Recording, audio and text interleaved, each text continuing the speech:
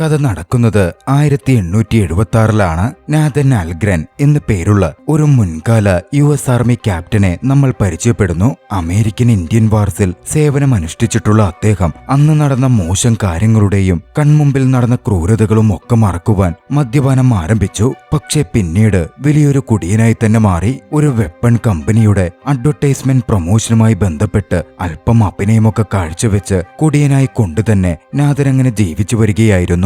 പക്ഷേ അന്നത്തെ ഷോയിൽ യുദ്ധത്തിൽ നടന്ന കാര്യങ്ങളൊക്കെ പറഞ്ഞ് ആയുധ വിൽപ്പനയെ പ്രോത്സാഹിപ്പിക്കാൻ നാഥൻ ശ്രമിക്കുമ്പോൾ നാഥന് തന്നോട് തന്നെ വല്ലാത്തൊരു ദേഷ്യം തോന്നി. അദ്ദേഹം അന്ന് അവിടെ വെച്ച് ഒരു സീനുണ്ടാക്കി. പിന്നീട് ഷോ കഴിഞ്ഞു പോകുമ്പോൾ നാഥനെ കാണുവാൻ ഒരാൾ കടന്നു വരികയാണ്. സെബുലൻ എന്നായിരുന്നു അയാളുടെ പേര്. നാഥനൊപ്പം പണ്ട് സെബുലനും യുദ്ധത്തിൽ സേവനം അനുഷ്ഠിച്ചിട്ടുണ്ട്. ഒരു ജോബ് ഓഫറുമായിട്ടായിരുന്നു അയാളുടെ വരവ്. നാഥന്റെ പഴയ കേണലായിരുന്ന ബാബ്ലിയും ജാപ്പനീസ് ബിസിനസ്സുകാരൻ ഒമുറയും തമ്മിൽ ഒരു ഡീലുണ്ടാക്കുന്നുണ്ട്. ജപ്പാനിൽ ചില പ്രശ്നങ്ങളുണ്ട്. ജപ്പാനിലെ സാധാരണ സോൾജിയേഴ്സിനെ ഗണ്ണും മറ്റും ഉപയോഗിക്കാൻ പരിശീലനം കൊടുക്കുവാൻ ബിസിനസ്സുകാരനായ ഒമുറയ്ക്ക് കുറച്ച് സ്കിൽഡ് ആയിട്ടുള്ള ഓഫീസേഴ്സിനെ വേണം. വളരെ വലിയ തുകയും ഒമുറ ഓഫർ ചെയ്യുന്നുണ്ട്. അങ്ങനെ തോക്കൊക്കെയായി പരിശീലനം ലഭിക്കുന്ന അവിടുത്തെ പട്ടാളക്കാരെ ഒമുറയുടെ ബിസിനസിനും അവിടുത്തെ പുതിയ ചക്രവർത്തിക്കുമെതിരെ തിരിഞ്ഞിരിക്കുന്ന സാമുറായി കൂട്ടത്തിനെതിരെ പ്രയോഗിക്കാനായിരുന്നു ഒമുറ പദ്ധതിയിട്ടിരുന്നത്. കേണൽ ബാഗ്ലിയെ നാഥന് വലിയ പ്രിയമൊന്നുമില്ല. എന്നിരുന്നാലും പണത്തിന്റെ ആവശ്യമുള്ളതുകൊണ്ട് ആ ജോലി ഏറ്റെടുക്കാൻ നാഥൻ തയ്യാറാവുകയാണ്. അങ്ങനെ സെബുലിനൊപ്പം നാഥൻ ജപ്പാനിലേക്ക് യാത്ര ചെയ്തെത്തുന്നു. അവിടെ സൈമൺ ഗ്രാം എന്ന ഒരു ട്രാൻസ്ലേറ്റർ ആയിട്ടുള്ള വ്യക്തി അവരെ സഹായിക്കാൻ എത്തുന്നുണ്ട്. സൈമണ് ജപ്പാനുകാരെ പറ്റിയും സാമുറായി കൾച്ചറിനെ പറ്റിയുമൊക്കെ നല്ല അറിവുണ്ടായിരുന്നു. പാരമ്പര്യ രീതിയിൽ വാളുകളും മറ്റും ഉപയോഗിച്ചാണ് ജപ്പാൻകാർ ഫൈറ്റ് ചെയ്തുകൊണ്ടിരുന്നത്. അതെല്ലാം വിട്ട് തോക്കിലേക്കും മറ്റുള്ള ആയുധങ്ങളിലേക്കും മാറണം എന്നത് പുതിയ ചക്രവർത്തിയുടെ തീരുമാനമാണ്. മാത്രമല്ല രാജ്യത്തെ ജനങ്ങൾക്കിടയിലേക്ക് വിദേശികളുടെ കുറച്ച് സംസ്കാരവും കൊണ്ടുവരണമെന്നും അത്തരത്തിൽ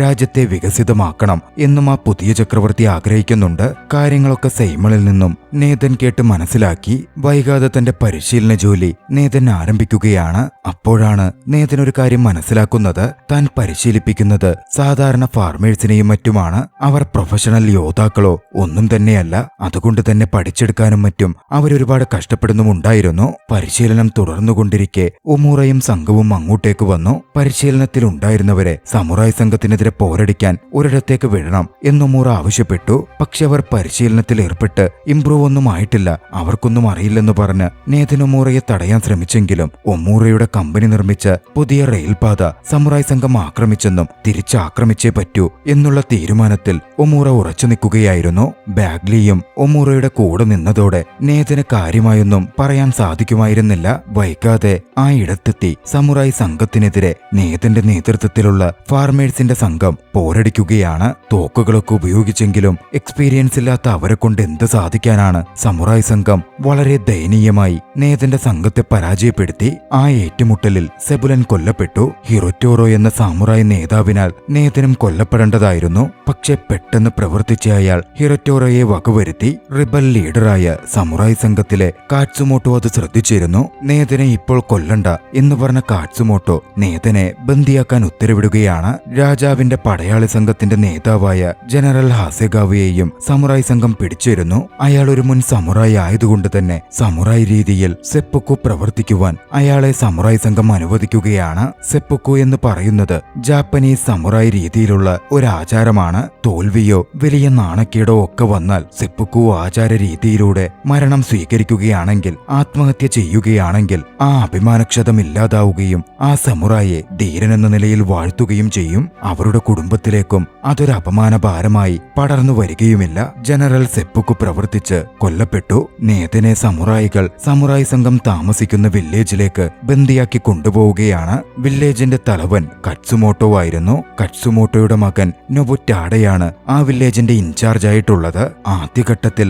ഏതൊരു സാധാരണ ബന്ദിയെപ്പോലെയും മോശം രീതിയിലായിരുന്നു നേതനോട് ഏവരും ഇടപഴകിയത്. പക്ഷേ എന്നിരുന്നാൽ തന്നെയും അതിനുശേഷം പരിക്കേറ്റിരുന്ന നേതന് ചികിത്സ കൊടുക്കുവാനും സമുറായ് സംഘം മറന്നില്ല. നേതൻ കൊന്ന് ഹിറോറ്റോറോയുടെ ഭാര്യ ടാക്കയായിരുന്നു നേതനെ ചികിത്സിച്ചത്. ടാക്ക തലവനായ കാറ്റ്സുമോട്ടോയുടെ സഹോദരി കൂടിയാണ്. നേതൻ നേതൻ ചികിത്സയിലായിരിക്കെ നേതന്റെ കയ്യിലുണ്ടായിരുന്ന ഡയറി കാറ്റ്സുമോട്ടോ വായിക്കുന്നുണ്ട്. അതിലെ വിവരങ്ങളും നേതനെപ്പറ്റി കൂടുതൽ അറിഞ്ഞതും നേതനുമേൽ കാറ്റ്സുമോട്ടോയ്ക്ക് വലിയ താല്പര്യം തോന്നുകയാണ്. കാറ്റ്സുമോട്ടോയുടെ വലങ്കയ്യായ യുജിയോയും മറ്റൊരാളും നേതനെ കൊല്ലാമെന്ന് പറഞ്ഞ് സംസാരിച്ചപ്പോഴും കാറ്റ്സുമോട്ടോ അത് വിലക്കി. നേതനെ കൊണ്ട് കുറെ കാര്യങ്ങൾക്ക് ഉപയോഗമുണ്ടെന്നും അവനിൽ നിന്നും ആർമിയുടെ രീതികളും കാര്യങ്ങളുമൊക്കെ പഠിച്ചെടുക്കണമെന്നും കാറ്റ്സുമോട്ടോ അവരോട് പറഞ്ഞു. മുറിവുകൾ ഉണങ്ങി നേതനൽപ്പം സുഖപ്പെട്ടു വന്ന ശേഷം അയാൾ പുറത്തേക്കിറങ്ങി. ബന്ദിയാണെങ്കിലും ജയിലിൽ അടച്ചിടുന്ന പോലൊന്നും ആയിരുന്നില്ല അവിടുത്തെ രീതി. ആ ഗ്രാമം ചുറ്റിക്കാണാനും മറ്റും നേതൻ അനുവാദമുണ്ടായിരുന്നു. നേതനെ നോക്കുവാൻ വൃദ്ധനായ ഒരു സമുറായിയെയും അവർ ഏർപ്പാടാക്കിയിരുന്നു.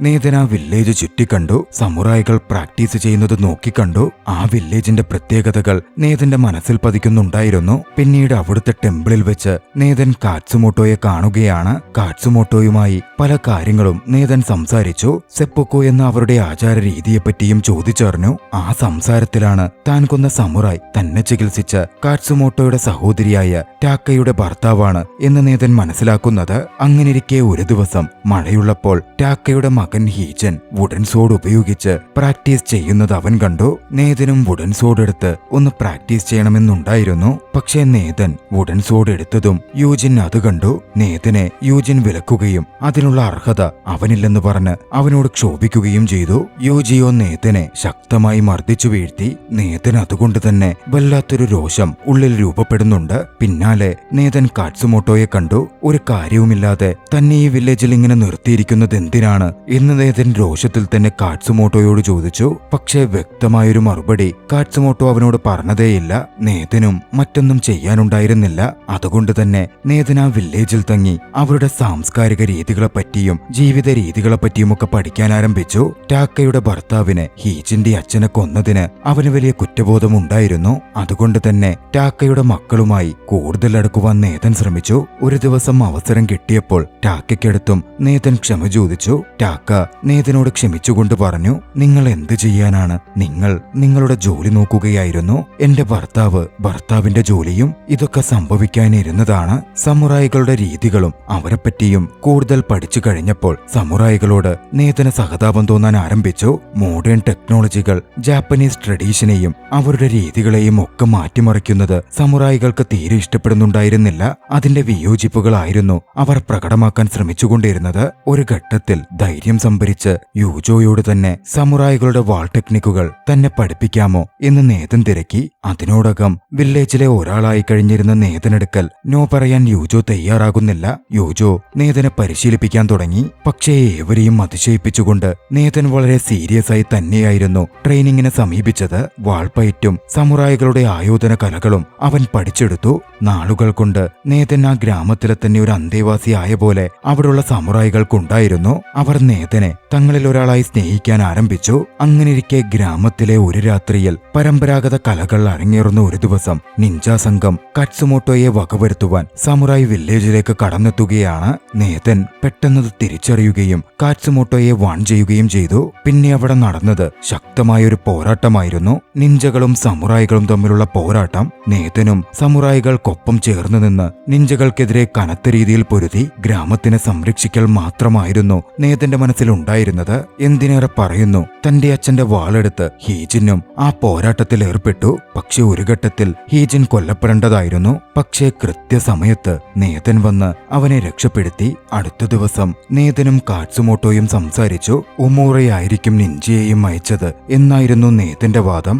കാറ്റ്സുമോട്ടോയും അത് ശരിവെക്കുന്നുണ്ടായിരുന്നു. പിന്നാലെ കാറ്റ്സുമോട്ടോ ചക്രവർത്തിയുമായിട്ടുള്ള തന്റെ ബന്ധത്തെപ്പറ്റി പറഞ്ഞു. ചക്രവർത്തി യഥാർത്ഥത്തിൽ കാറ്റ്സുമോട്ടോയുടെ ശിഷ്യനായിരുന്നു. ചക്രവർത്തിയെ കാറ്റ്സുമോട്ടോ ആയോധന കലകൾ അഭ്യസിപ്പിച്ചിട്ടുണ്ട്. പക്ഷേ നിലവിൽ ഒമൂറ അടക്കമുള്ള ബിസിനസ്മാനുകൾ ചേർന്ന് ചക്രവർത്തിയെ തെറ്റിദ്ധരിപ്പിച്ച് വെച്ചിരിക്കുകയാണ്. ചക്രവർത്തിയെ കണ്ട് സംസാരിച്ച് സമുറായികളെ സംരക്ഷിക്കണം എന്ന ആവശ്യം ചക്രവർത്തിക്ക് മുമ്പിൽ അവതരിപ്പിക്കാൻ താൻ ഉദ്ദേശിക്കുന്നുണ്ട് എന്ന് കാറ്റ്സുമോട്ടോ നേതനോട് പറഞ്ഞു. പിന്നാലെ ഇതോടെ നേതൻ ഇനിയും ഇവിടെ തുടരേണ്ട കാര്യമില്ലെന്നും നേതന് തിരികെ പോകാമെന്നും ചക്രവർത്തിയെ കാണാൻ പോകുമ്പോൾ അവിടെ സിറ്റിയിൽ നേതന് വിട്ടോളാം എന്നും കാറ്റ്സുമോട്ടോ കൂട്ടിച്ചേർത്തു. യാത്രയ്ക്കൊടുവിൽ കാറ്റ്സുമോട്ടോയും നേതനും തലസ്ഥാനത്തേക്ക് എത്തിച്ചേരുകയാണ്. നേതനെ മോചിപ്പിച്ച് കാറ്റ്സുമോട്ടോ ചക്രവർത്തിയെ കാണാനായി പോയി. നേതനാകട്ടെ തിരികെ ആർമി ബേസ് ക്യാമ്പിലേക്കും ചെന്നു. അവിടെ എത്തിയ നേതൻ ആ കാഴ്ചകൾ കണ്ടൊന്ന് അമ്പരന്നിരുന്നു. ആധുനിക ആയുധങ്ങൾ അങ്ങോട്ടേക്ക് എത്തിച്ചേർന്നു കഴിഞ്ഞിരുന്നു. ചക്രവർത്തിയുടെയും ബിസിനസ്സുകാരൻ ഒമൂറയുടെയും സൈന്യമാകട്ടെ വലിയ തോതിൽ അതിൽ പ്രാവീണ്യം നേടുകയും ചെയ്തു കഴിഞ്ഞു. പിന്നീട് നേതനും ഒമൂറയും നേരിൽ കാണുകയാണ്. ഒമൂറ നേതന് മറ്റൊരു ജോബ് ഓഫർ കൊടുത്തു. ആർമിയെ മുന്നിൽ നിന്ന് നയിച്ച് സമുറായികളെ ഇല്ലാതാക്കാൻ വേണ്ടിയായിരുന്നു അത്. പക്ഷേ നേതൻ വിസമ്മതിച്ചു. തന്റെ കോൺട്രാക്ട് എന്നത് സൈനികരെ പരിശീലിപ്പിക്കൽ മാത്രമാണെന്നും ഇനി നിങ്ങൾ മറ്റൊരു കോൺട്രാക്റ്റാണ് ഓഫർ ചെയ്യുന്നതെങ്കിൽ തനിക്കതിലൊന്നും താല്പര്യമില്ല എന്നും നേതൻ വ്യക്തമാക്കി. മറുവശത്ത് കാറ്റ്സുമോട്ടോ ആകട്ടെ ചെറുപ്പക്കാരനായ പുതിയ ചക്രവർത്തിയെ കണ്ടിരുന്നു. കാര്യങ്ങൾ കാറ്റ്സുമോട്ടോ ചക്രവർത്തിയോട് പറഞ്ഞു. ചക്രവർത്തി കാറ്റ്സുമോട്ടോയെ ഇംപീരിയൽ കൗൺസിലിലേക്ക് വരുവാൻ ക്ഷണിക്കുകയായിരുന്നു ചെയ്തത്. അങ്ങനെ ഇംപീരിയൽ കൗൺസിൽ ചേരുമ്പോൾ കാറ്റ്സുമോട്ടോ അങ്ങോട്ടേക്ക് വരികയാണ്. ചക്രവർത്തിക്ക് സമർപ്പിക്കാൻ ഒരു സമുറായ് സ്വോർഡും കാറ്റ്സുമോട്ടോ കൊണ്ടുവന്നിരുന്നു. പക്ഷെ പുതിയ നിയമപ്രകാരം ആളുകൾ വാളേന്തി നടക്കുന്നതും വാൾ കയ്യിൽ കൊണ്ടു നടക്കുന്നതും കുറ്റകരമാണ്. ഇംപീരിയൽ കൗൺസിലിൽ ഉണ്ടായിരുന്ന ഒമൂറയ്ക്ക് കാറ്റ്സുമോട്ടോയെ അറസ്റ്റ് ചെയ്യുവാൻ അത് ധാരാളമായിരുന്നു. ഒമൂറ അത്തരത്തിൽ കാറ്റ്സുമോട്ടോയെ അറസ്റ്റ് ചെയ്യിപ്പിക്കാനൊക്കെ ശ്രമിക്കുമ്പോൾ ചക്രവർത്തി മിണ്ടാതിരിക്കുകയായിരുന്നു. ഒമൂറയുടെയും മറ്റുള്ളവരുടെയും നിയന്ത്രണത്തിലാണ് ചക്രവർത്തിയെന്നും തന്റെ അധികാരമൊന്നും ചക്രവർത്തിക്ക് തിരിച്ചറിയാൻ സാധിച്ചിട്ടില്ലെന്നും അതിനുള്ള പക്വതയൊന്നും ചക്രവർത്തിക്ക് വന്നിട്ടില്ലെന്നും കാറ്റ്സുമോട്ടോ മനസ്സിലാക്കുകയാണ്. മറുവശത്ത് കാറ്റ്സുമോട്ടോയുടെ മകൻ നബുറ്റാഡോയും വാളുമേന്തി നഗരമധ്യത്തിലൂടെ നടന്നതിന്റെ പേരിൽ പോലീസിനാൽ തോക്കു ചൂണ്ടപ്പെട്ടിരുന്നു. അത് കണ്ടവനെ സഹായിക്കാൻ നേതൻ ഓടിയെത്തി. പക്ഷെ പോലീസ് തീരുമാനത്തിൽ ഉറച്ചുനിന്നു. അവന്റെ വാള് ബലം പ്രയോഗിച്ച് വാങ്ങിയെടുത്തിയ അവർ ശിക്ഷയെന്ന പോലെ അവന്റെ നീണ്ട മുടി മുറിച്ചു. അവിടെ വെച്ച് അവന് നേതനെ സഹായിക്കാനും സാധിച്ചില്ല. ഒടുവിൽ എന്തെങ്കിലും ചെയ്യാനുറച്ച് നേതൻ ആർമി ക്യാമ്പിലേക്ക് തന്നെ മടങ്ങിയെത്തുകയാണ്. ബാഗിൽ നേതന് സൈനികരെ പരിശീലിപ്പിക്കുന്നതിന് പ്രതിഫലം ഓഫർ ചെയ്തിരുന്നു. ആ നിമിഷം ഒരു കാര്യം കൂടി ബാഗ്ലിയിൽ നിന്ന് നേതൻ അറിഞ്ഞു. കാറ്റ്സുമോട്ടോ അറസ്റ്റ് ചെയ്യപ്പെട്ടു കഴിഞ്ഞു. അധികം വൈകാതെ എന്തെങ്കിലും ഒരു കാരണം സൃഷ്ടിച്ച് ഒമൂറ കാറ്റ്സുമോട്ടോയെ ഇല്ലാതാക്കും. അതോടെ ജപ്പാൻകാർക്ക് പിന്നെ ആർമിയുടെയോ ആർമി പരിശീലനത്തിന്റെയോ ഒന്നും ആവശ്യം വരില്ല. നേതന് നാട്ടിലേക്ക് തിരിച്ചു പോവുകയും ചെയ്യാം. മാത്രമല്ല ഒമൂറയുടെ വാഗ്ദാനം നേതൻ നിരസിച്ചതുകൊണ്ടും സമുറായികളുടെ ആളായി നേതൻ മാറിയിട്ടുണ്ട് എന്നൊമൂറയ്ക്ക് തോന്നിയതുകൊണ്ടും നേതനെ വകവരുത്താൻ ഒമൂറ തന്നെ കുറച്ച് ആളുകളെ അയച്ചു. പക്ഷേ നിലവിൽ സമുറായികളുടെ അടക്കം സ്കില്ലുകളുള്ള നേതനെ എതിരിടൽ അവർക്കത്ര എളുപ്പമായിരുന്നില്ല. നേതൻ അവരെ പരാജയപ്പെടുത്തി. പിന്നാലെ കാറ്റ്സുമോട്ടോയെ രക്ഷപ്പെടുത്താനും നേതൻ തീരുമാനിച്ചിരുന്നു. മറുവശത്ത് ഒമൂറയുടെ സംഘം ഫോഴ്സ്ഫുള്ളായി കാറ്റ്സുമോട്ടോയെ സെപ്പോക്കോവിന് വിധേയനാക്കാൻ ശ്രമിക്കുകയായിരുന്നു. പക്ഷേ നേതൻ അങ്ങോട്ടേക്ക് കടന്നെത്തി കാറ്റ്സുമോട്ടോയെ രക്ഷപ്പെടുത്താനുള്ള പോരാട്ടങ്ങൾ ആരംഭിച്ചു. ആ പോരാട്ടത്തിൽ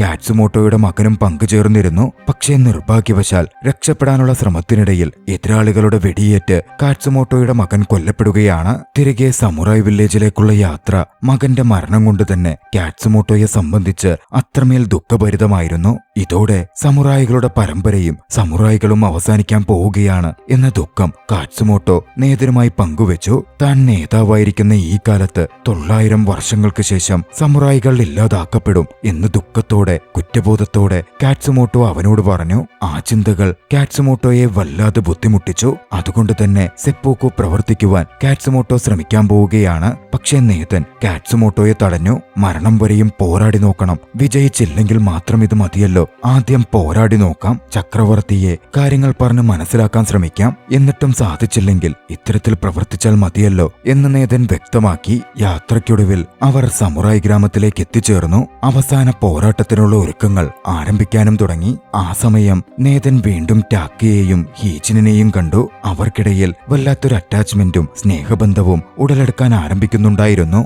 ടാക്കയുടെ മകനും നേതനെ തന്റെ ഏറെ പ്രിയപ്പെട്ട ഒരാളെപ്പോലെ നോക്കിക്കണ്ടു. ഒടുവിൽ ആ ദിവസം വന്നെത്തി. പോരാട്ടത്തിന്റെ ദിവസം, യുദ്ധത്തിന്റെ ദിവസം. ടാക്ക തന്റെ മരണപ്പെട്ടുപോയ ഭർത്താവിന്റെ ഉടയാടകൾ ധരിക്കുവാൻ നേതന് കൈമാറുകയാണ്. ടാക്കയുടെ ഭർത്താവിന്റെ പടച്ചട്ടയും ധരിച്ച് നേതൻ പോരാട്ടത്തിന് തയ്യാറായി ഇറങ്ങി വന്നു. അധികം വൈകാതെ യുദ്ധമുഖത്തേക്ക് അവർ പുറപ്പെടുകയാണ്. സമുറായ് സംഘത്തിന് വിജയിക്കാൻ സാധിക്കില്ല എന്ന് നേതൻ ഉറപ്പുണ്ടായിരുന്നു. എന്നിരുന്നാലും അവർക്കൊപ്പം നിന്ന് പൊരുതുവാൻ നേതൻ തീരുമാനിച്ചുറപ്പിച്ചിരുന്നു. യുദ്ധം നടക്കുന്ന മേഖലയിലേക്കും അവർ എത്തിച്ചേർന്നു. തോക്കുമായി എതിരിടുന്നവരെ എതിരിടാൻ ചില പദ്ധതികൾ നേതൻ ആസൂത്രണം ചെയ്തിരുന്നു. പിന്നെ ശക്തമായ യുദ്ധം നടക്കുകയാണ്. സമുറായ് സംഘം നേതൻ നിർമ്മിച്ച പദ്ധതികൾക്കനുസരിച്ച് മുന്നോട്ട് നീങ്ങി ഷീൽഡുകൾക്ക് പിന്നിലും മറ്റുമായി മറിഞ്ഞ് എതിരാളി സംഘത്തെ ട്രാപ്പുകളിലേക്ക് സമുറായ് സംഘം എത്തിച്ചു. എതിരാളികൾ കെണിയിലകപ്പെട്ടു കഴിഞ്ഞു എന്നുറപ്പായതും അവർ സെറ്റ് ചെയ്ത സ്ഫോടകശേഷിയുള്ള വസ്തുക്കളിലേക്ക് അമ്പെയ്യുവാൻ ആർച്ചേഴ്സിന് നേതൻ നിർദ്ദേശം കൊടുത്തു. അതോടെ സ്ഫോടനങ്ങൾ അരങ്ങേറി.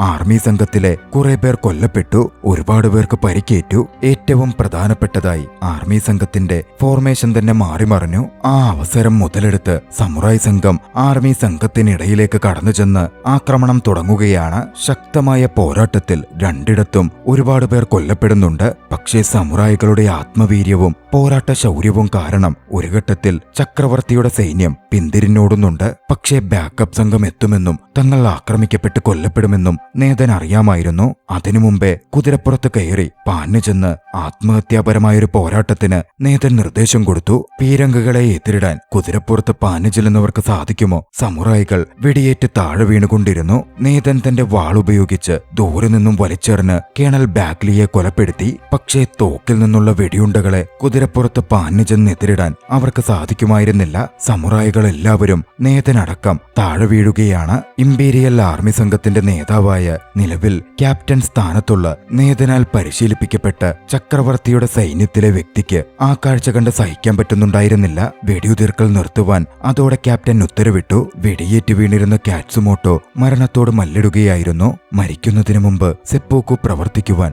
തന്നെ സഹായിക്കാൻ കാറ്റ്സുമോട്ടോ നേതനോട് ആവശ്യപ്പെട്ടു. കാറ്റ്സുമോട്ടോയ്ക്ക് വേണ്ടി നേതൻ അത് നിർവഹിച്ചു. ഒരു സമുറായ് എന്ന അഭിമാനം പേറിക്കൊണ്ട് തന്നെ കാറ്റ്സുമോട്ടോ ഈ ലോകത്തോട് വിട പറഞ്ഞു. ചക്രവർത്തിയുടെ സൈന്യത്തിലെ ക്യാപ്റ്റൻസും മറ്റ് പോരാളികളും കാറ്റ്സുമോട്ടോയ്ക്കും കൊല്ലപ്പെട്ട സമുറായികൾക്കും ആദരവ് പ്രകടിപ്പിച്ചു. ആ പോരാട്ടം കഴിഞ്ഞ് കുറച്ചു നാളുകൾക്ക് ശേഷം ഒമൂറ ചക്രവർത്തിയുടെ മുമ്പിലെത്തി. അമേരിക്കയും ജപ്പാനും തമ്മിലുള്ള ചരക്ക്, സാമ്പത്തിക, സൈനിക കൈമാറ്റങ്ങളെപ്പറ്റി പുതിയ കരാറുണ്ടാക്കാനും അതിനെപ്പറ്റി ഡിസ്കസ് ചെയ്യാനുമായിരുന്നു ഒമൂറയുടെ വരവ്. അവിടുണ്ടായിരുന്ന വ്യക്തികളൊക്കെയുമായി വലിയ ചർച്ചകളിൽ ഒമൂറ ഏർപ്പെട്ടുകൊണ്ടിരിക്കെ അങ്ങോട്ടേക്ക് പരിക്കേറ്റിരുന്ന നേതൻ കടന്നുവരികയാണ്. കടന്നുവന്ന നേതന്റെ കയ്യിൽ കാറ്റ്സുമോട്ടോയുടെ വാളുണ്ടായിരുന്നു. ആ വാൾ ചക്രവർത്തിക്ക് സമർപ്പിച്ച നേതൻ ചക്രവർത്തിയോട് ജപ്പാന്റെ പാരമ്പര്യത്തെപ്പറ്റിയും സമുറായ് പാരമ്പര്യത്തെപ്പറ്റിയും അദ്ദേഹത്തിന്റെ പൂർവികരുടെ വിശ്വാസവും പാരമ്പര്യത്തെപ്പറ്റിയും ഒക്കെയും വിശദമായി പറഞ്ഞു. കച്ചവടക്കാർക്ക് വേണ്ടി രാജ്യം നശിപ്പിക്കരുത്, പാരമ്പര്യം ഇല്ലാതാക്കരുത് എന്നും കൃത്യമായി ഗൈഡ് ചെയ്തു. നേതന്റെ വാക്കുകൾ ചക്രവർത്തിയുടെ കണ്ണു തുറപ്പിക്കുന്നതായിരുന്നു. കാറ്റ്സുമോട്ടോയുടെ മരണവും അതിന് വഴിവെച്ചു. വികസിതമായി ജപ്പാൻ വളരുമ്പോഴും ജപ്പാന്റെ പാരമ്പര്യ രീതികളും ട്രഡീഷൻസും ഒന്നും ഇല്ലാതാവരുത് എന്നതോടെ ചക്രവർത്തി തീരുമാനിക്കുകയാണ്. ഒമൂറ മുമ്പിലേക്ക് കൊണ്ടുവന്ന കോൺട്രാക്ട് ഓഫർ അതോടെ ചക്രവർത്തി നിരസിക്കുന്നു. അത് കേട്ട് ഒമൂറ അപ്സെറ്റ് ആകുന്നുണ്ട്. തന്നെ ചക്രവർത്തി അപമാനിച്ചു എന്ന തരത്തിലൊക്കെ ഒമൂറ പറഞ്ഞപ്പോൾ ചക്രവർത്തി ധൈര്യപൂർവ്വം ഒമൂറയ്ക്കെതിരെ തിരിഞ്ഞുകൊണ്ട് പറഞ്ഞു, ഒമൂറയ്ക്ക് അങ്ങനെ തോന്നുന്നുണ്ടെങ്കിൽ ഒമൂറ സെപ്പൂക്കു നിർവഹിച്ചോളൂ. പക്ഷേ ഒരു സെപ്പൂക്ക് ചെയ്യുവാൻ ഒമൂറയ്ക്ക് ധൈര്യമുണ്ടായിരുന്നില്ല. മാത്രമല്ല ഒമൂറയുടെ സ്ഥാവര ജംഗമ വസ്തുക്കൾ പിടിച്ചെടുത്ത് പാവപ്പെട്ടവർക്ക് ദാനം ചെയ്യും എന്നുകൂടി ചക്രവർത്തി ഭീഷണിപ്പെടുത്തിയപ്പോൾ ഒമൂറ ഭയന്ന് പിന്മാറുന്നുണ്ട്. ചക്രവർത്തി തന്റെ സ്ഥാനവും പവറും തിരിച്ചറിയുകയായിരുന്നു. പിന്നീട് കുറച്ചു നാളത്തേക്ക് നേതനെപ്പറ്റി ഒരറിവും ഉണ്ടായിരുന്നില്ല. നേതൻ മരിച്ചുപോയെന്നും നേതൻ യുഎസിലേക്ക് മടങ്ങിപ്പോയി എന്നുമൊക്കെ പലരും വിശ്വസിച്ചു. പക്ഷേ നേതൻ പോയത് സമുറായ് വില്ലേജിലേക്കായിരുന്നു. ടാക്കയെ വിവാഹം കഴിച്ച് സന്തോഷത്തോടെ നേതൻ അവിടെ ജീവിച്ചു. ആ ദൃശ്യങ്ങളോടെ ചലച്ചിത്രം അവസാനിക്കുകയാണ്. നിങ്ങൾക്ക് ഈ കഥ ഇഷ്ടമായെങ്കിൽ വീഡിയോ ലൈക്ക് ചെയ്യുക. അഭിപ്രായങ്ങളും നിർദ്ദേശങ്ങളും കമന്റുകളിൽ രേഖപ്പെടുത്തുക. കഴിയുമെങ്കിൽ ചാനൽ സബ്സ്ക്രൈബ് ചെയ്തും കൂട്ടുകാർക്ക് ഷെയർ ചെയ്തു കൊടുത്തും ഞങ്ങളെ സപ്പോർട്ട് ചെയ്യുക. അടുത്ത എപ്പിസോഡിൽ മറ്റൊരു മികച്ച ചലച്ചിത്രവുമായി നമുക്ക് കണ്ടുമുട്ടാം. അതുവരെ ബായ്.